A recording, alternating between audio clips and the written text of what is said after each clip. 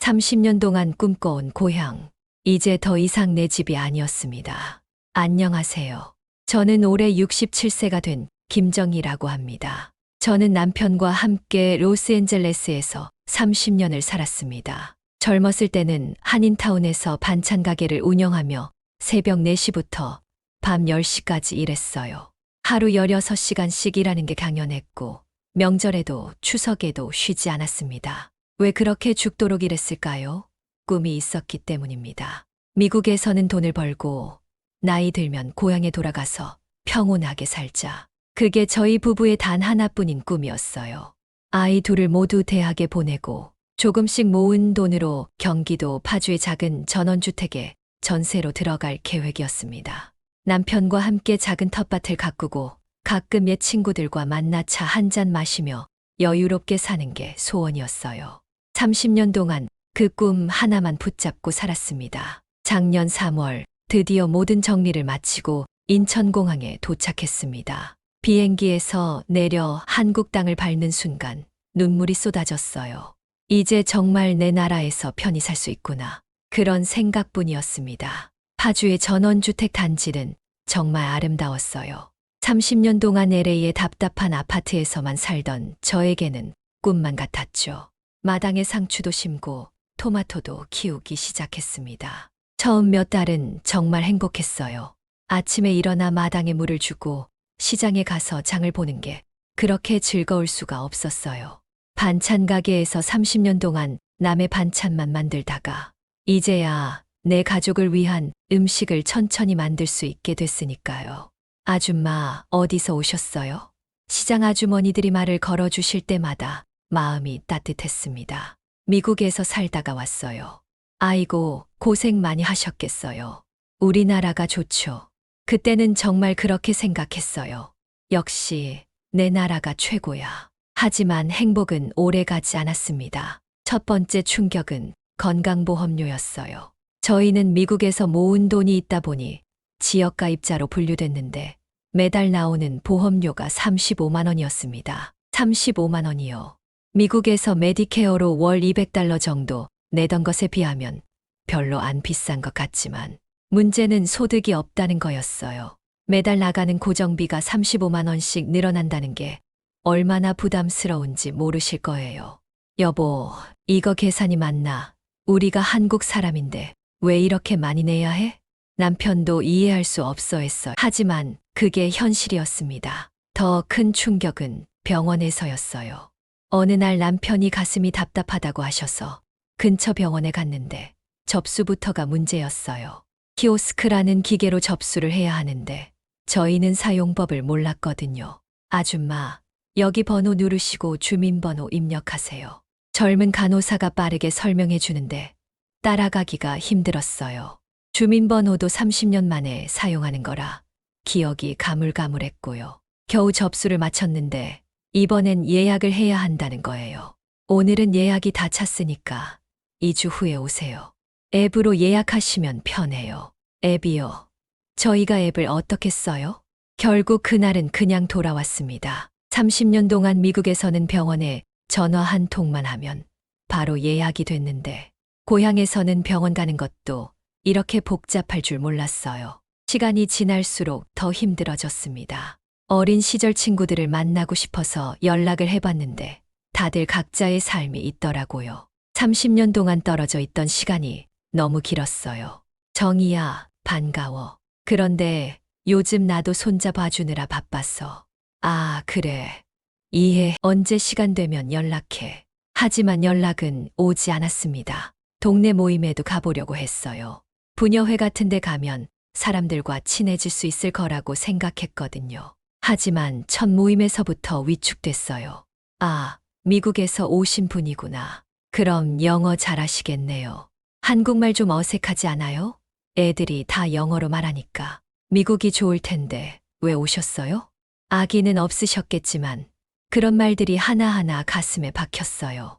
저는 그냥 한국 사람이고 싶었는데 계속 미국에서 온 사람으로만 보시는 것 같았거든요. 더 상처였던 건 제가 한국말을 할 때마다 발음이 좀 이상한데 라고 하시는 분들이 있었어요. 30년 동안 영어를 써서 그런지 가끔 한국어 억양이 어색할 때가 있긴 했어요. 하지만 그게 그렇게 이상한 일인가요? 저도 한국 사람인데 집에 돌아와서 남편과 마주 앉아 있으면 할 말이 없어졌어요. 여보, 오늘 어땠어? 그냥 평범했어. 사실은 평범하지 않았어요. 하루 종일 답답했고 외로웠고 뭔가 잘못 선택한 것 같은 후회가 밀려왔어요. 하지만 남편한테 그 말을 할 수가 없었어요. 귀국하자고 먼저 말한 건 저였거든요. 남편도 마찬가지였던 것 같아요. 미국에서는 한인회 활동도 하고 골프도 치고 나름 할 일이 있었는데 한국에서는 갈 곳도 없고 할 일도 없었어요. 미국에 있을 때가 나았나? 어느 날 남편이 조심스럽게 물어봤어요. 저도 같은 생각을 하고 있었지만 차마 그렇다 하고 말할 수는 없었습니다. 30년 동안 모은 돈도 생각보다 빨리 줄어들었어요. 건강보험료, 생활비, 각종 공과금. 미국에서는 소셜 시큐리티랑 은퇴연금이 있어서 그래도 안정적이었는데 한국에서는 나가는 돈만 있고 들어오는 돈은 없었거든요. 택시를 타려고 해도 앱으로 불러야 하고 음식을 주문하려고 해도 앱으로 해야 하고 저희 같은 노인들은 완전히 소외된 느낌이었어요. 시간이 지날수록 경제적 부담이 커졌어요. 미국에서 가져온 돈이 3억 정도였는데 전세로 2억을 묶어두고 나니 생활비로 쓸 돈이 1억밖에 남지 않았어요. 매달 나가는 돈을 계산해 보니 건강보험료가 35만 원, 생활비가 150만 원, 공과금이 20만 원, 기타 비용이 50만 원, 한 달에 255만 원씩 나가는데 들어오는 돈은 없으니 1억이 얼마나 갈까요? 3년 정도면 바닥날 계산이었어요. 여보, 이러다가 돈 떨어지면 어떡하지? 남편도 같은 걱정을 하고 있었어요. 미국에 있을 때는 소셜 시큐리티와 은퇴연금으로 매달 3,000달러 정도가 들어왔는데 한국에서는 그런 수입이 전혀 없었거든요. 더 큰 문제는 물가였어요. 한국이 미국보다 싸다고 생각했는데 막상 살아보니 비슷하거나 오히려 더 비싼 것들이 많았어요. 특히 과일이나 고기 같은 건 미국보다 훨씬 비쌌어요. LA에서는 갈비 1파운드에 5달러였는데 한국에서는 같은 양에 2만 원이더라고요. 자녀들과의 관계도 어려워졌어요. 큰아들은 뉴욕에서 의사로 일하고 있고 작은 딸은 LA에서 변호사예요. 둘 다 성공했지만 저희가 한국에 온다고 했을 때 크게 반대했었어요. 엄마, 아빠, 미국에서 그냥 사세요. 의료보험도 있고 저희가 가까이 있으니까 뭔 일 있으면 도와드릴 수 있잖아요. 하지만 저희는 고집을 부렸어요. 내 나라에서 죽고 싶다는 마음이 너무 강했거든요. 이제 와서 보니 아이들 말이 맞았던 것 같아요. 미국에서 살 때는 한 달에 한 번씩은 아이들이 놀러 왔는데 한국에 온 후로는 1년에 한 번 올까 말까 해요. 엄마, 한국까지 가는 게 너무 멀어요. 비행기표도 비싸고 이해는 해요. 하지만 가슴은 아파요. 손자들과도 멀어졌어요. 예전에는 주말마다 베이비시팅을 해줬는데 이제는 화상통화로만 얼굴을 봐요. 그나마도 시차 때문에 맞추기가 어려워요. 할머니, 할아버지 언제 다시 와요? 손자가 그렇게 물을 때마다 마음이 찢어져요. 가장 힘든 건 정체성의 혼란이었어요. 저는 누구인가요? 한국 사람인가요? 미국 사람인가요?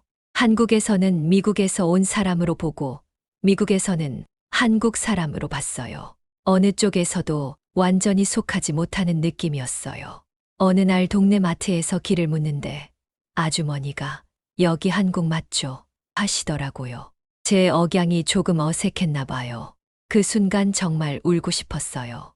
70년 가까이 살면서 내 나라에서 이방인 취급을 받는다는 게 이렇게 슬플 줄 몰랐어요. 제일 힘든 건 외로움이었어요.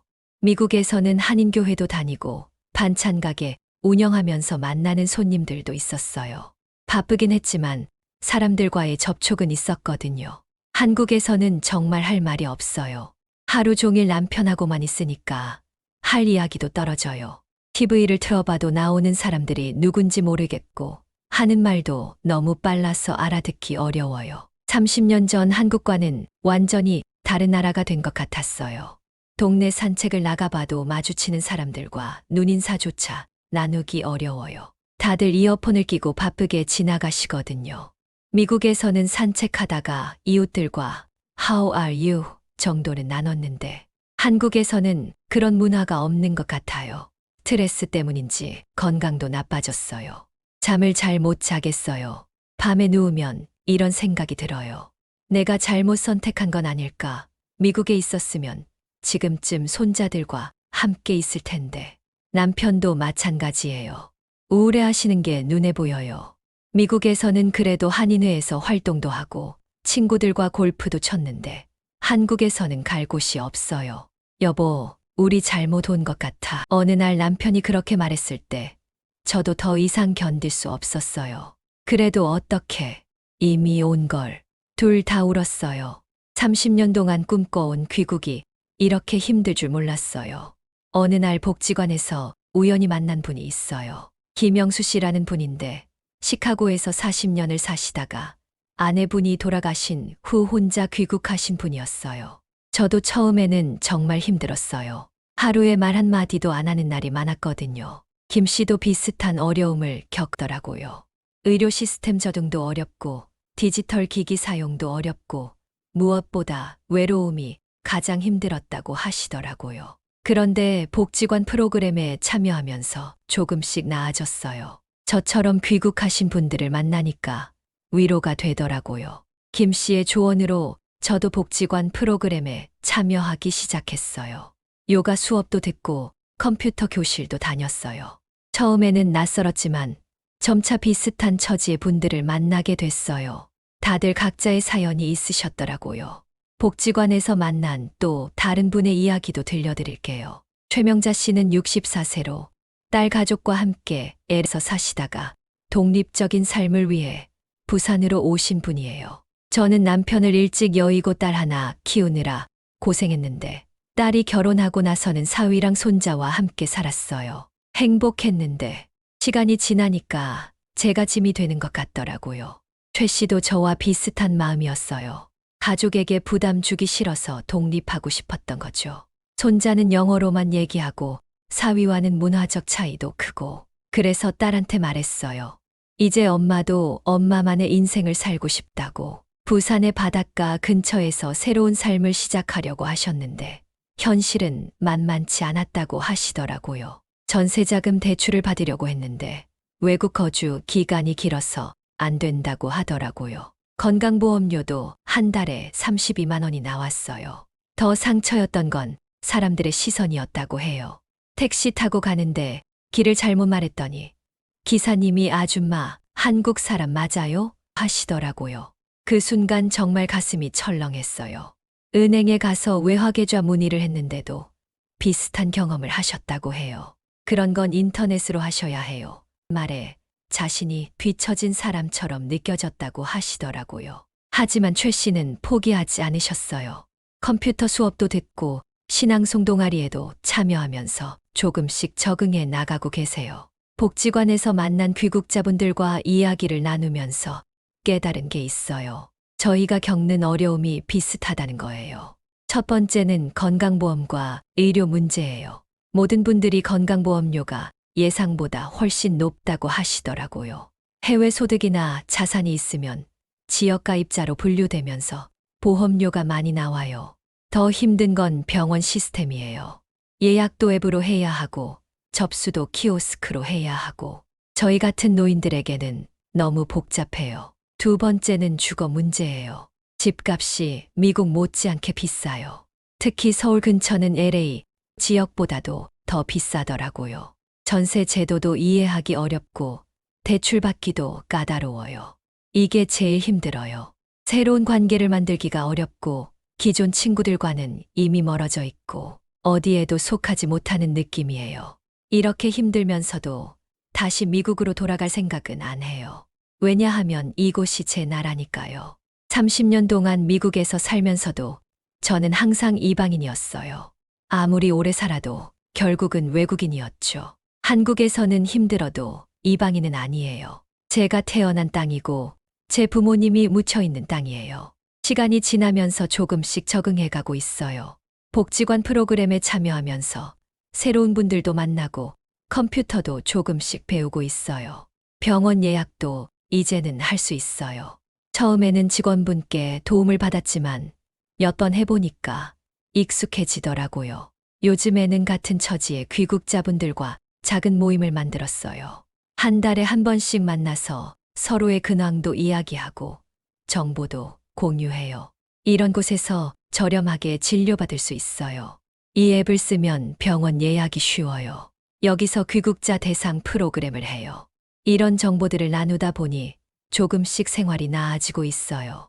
남편도 요즘에는 동네 노인정에 나가세요. 처음에는 어색해 하셨는데 바둑을 두면서 친해진 분들이 계시더라고요. 여보, 오늘 바둑에서 이겼어.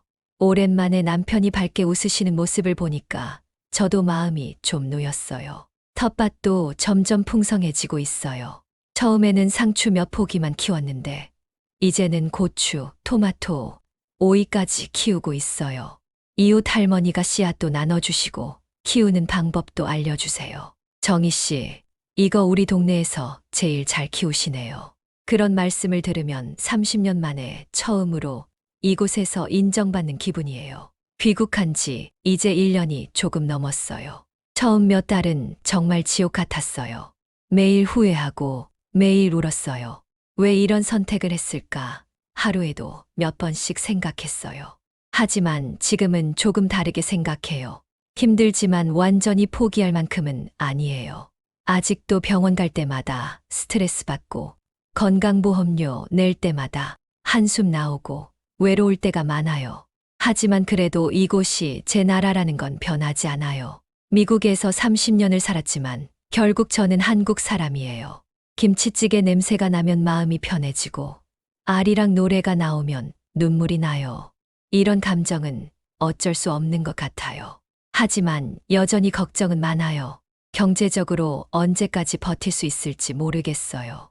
매달 200만 원 넘게 나가는데 들어오는 돈은 없으니까요. 계산해보면 2년 정도 더 버틸 수 있을 것 같은데 그 이후는 어떻게 해야 할지 건강도 걱정이에요. 지금은 그래도 움직일 수 있지만 나이가 더 들어서 거동이 불편해지면 어떡하지요? 자녀들은 미국에 있고 여기서는 의지할 사람이 없어요. 특히 남편이나 제가 아프면 누가 돌봐줄까요? 미국에 있을 때는 아이들이 가까이 있어서 그런 걱정은 안 했는데 이제는 그게 가장 큰 걱정이에요. 솔직히 말하면 지금도 후회할 때가 있어요. 미국에 있었다면 지금쯤 손자들과 함께 추수감사절 준비를 하고 있을 거예요. 큰아들 내외가 일할 때 손자 둘을 돌봐주고 주말에는 딸네 집에 가서 함께 저녁을 먹고 그런 평범한 일상이 그리워요. 한국에서는 명절이 와도 저희 둘뿐이에요. 추석 때도 그냥 TV 보면서 보냈어요. 차례상도 안 차렸어요. 누구를 위해 차리겠어요? 그럴 때마다 내가 정말 잘한 선택일까 하는 생각이 들어요. 하지만 복지관에서 만난 분들과 이야기하면서 위로받을 때가 많아요. 저도 처음에는 매일 울었어요. 하지만 시간이 지나니까 조금씩 나아지더라고요. 힘들어도 여기가 우리나라예요. 언젠가는 적응될 거예요. 비슷한 처지의 사람들이 있다는 것만으로도 큰 힘이 돼요. 요즘에는 저희끼리 작은 개도 만들었어요. 한 달에 10만 원씩 모아서 돌아가면서 쓰는 건데 급한 일이 있을 때 도움이 돼요. 또 누가 아프면 병원에 같이 가주고 관공서에 볼 일이 있으면 함께 가주기도 해요. 혼자서는 어려운 일들도 여럿이 함께하면 할 수 있더라고요. 가장 힘들었던 디지털 문제도 조금씩 해결하고 있어요. 복지관에서 스마트폰 교실을 들으면서 기본적인 사용법을 배웠어요. 처음에는 정말 어려웠는데 선생님이 차근차근 알려주시니까 조금씩 할 수 있게 됐어요. 이제는 병원 예약도 앱으로 하고 날씨도 핸드폰으로 확인해요. 은행 업무도 인터넷 뱅킹으로 할 수 있게 됐고요. 아직도 어려울 때가 많지만 완전히 불가능한 건 아니더라고요. 나이가 들었다고 못 배울 건 없는 것 같아요. 건강보험료는 여전히 부담이에요. 한 달에 35만 원씩 나가는 게 쉽지 않아요. 복지관에서 만난 분 중에 자녀분이 한국에 계시는 분은 피부양자로 등록해서 보험료를 안 내신다고 하더라고요. 하지만 저희는 자녀들이 미국에 있어서 그런 혜택을 받을 수 없어요. 해외 거주 자녀도 인정해주면 좋을 텐데. 하지만 현실은 그렇지 않아요. 규정이 규정인걸요. 그래도 의료 서비스 자체는 좋아요. 미국에서는 작은 검사 하나도 몇백 달러씩 나왔는데 한국에서는 훨씬 저렴하게 받을 수 있어요. 다만 예약이 어렵고 대기 시간이 길다는 게 문제죠. 처음에는 한국이 나를 밀어낸다고 느꼈어요. 모든 게 어렵고 사람들도 차가워 보였어요. 하지만 시간이 지나면서 생각이 바뀌었어요. 한국이 저를 밀어내는 게 아니라 제가 한국에 적응하지 못하고 있었던 거예요. 30년 동안 떨어져 있었으니 당연히 달라졌을 거예요. 저도 변했고 한국도 변했어요. 그 변화를 받아들이는 게 필요한 것 같아요. 요즘에는 적응이라는 단어를 자주 써요. 왜 이렇게 됐을까 하고 불평하는 대신 어떻게 적응할까 하고 생각해요. 30년 동안 고향에서 평온하게 사는 것이 꿈이었는데 그 꿈이 생각보다 어렵다는 걸 알았어요. 하지만 새로운 꿈이 생겼어요. 저처럼 귀국해서 어려움을 겪는 분들에게 도움이 되고 싶어요. 복지관에서 만난 분들과 함께 작은 모임을 만들어서 정보도 공유하고 서로 도와주면서 살고 있어요. 이런 활동이 더 확산됐으면 좋겠어요. 나 혼자만 힘든 게 아니구나 하는 걸 알았을 때 정말 큰 위로가 됐거든요. 아이들한테는 미안한 마음이 커요. 부모 고집 때문에 멀리 떨어져 살게 됐으니까요. 하지만 후회하지는 않아요. 이곳이 제가 마지막까지 살고 싶은 곳이거든요. 엄마, 아빠, 너무 힘들면 다시 미국으로 오세요. 아이들이 가끔 그렇게 말해요. 하지만 저는 여기서 끝까지 살 거예요. 힘들어도 외로워도 경제적으로 어려워도. 왜냐하면 이곳이 제 나라니까요. 제가 태어난 곳이고 제 뿌리가 있는 곳이니까요. 지금 미국이나 다른 나라에서 살면서 은퇴 후 한국 귀국을 꿈꾸고 계신 분들이 계시다면 제 이야기를 꼭 들어주세요. 한국은 좋은 나라예요. 의료 시스템도 좋고 사람들도 정이 많아요. 하지만 30년, 40년 떨어져 있던 사람이 돌아와서 바로 적응하기는 쉽지 않아요. 1년 전 인천공항에 도착했을 때의 설렘과 지금의 마음은 많이 달라요. 그때는 이제 편히 살 수 있겠다는 기대감이 컸다면 지금은 하루하루 견뎌나가자는 마음이에요. 힘들지만 포기하지 않을 거예요. 이곳이 제 나라이고 제가 마지막까지 살고 싶은 곳이니까요. 남편과 함께 키우는 작은 텃밭이 저에게는 희망이에요. 씨앗을 심으면 싹이 나고 정성껏 키우면 열매를 맺어요. 저의 한국 생활도 그런 것 같아요.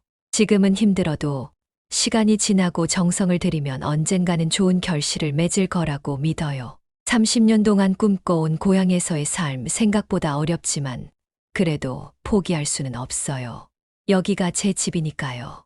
여러분의 생각과 의견을 자유롭게 댓글로 작성해 주세요. 구독과 좋아요는 채널 운영에 큰 도움이 됩니다.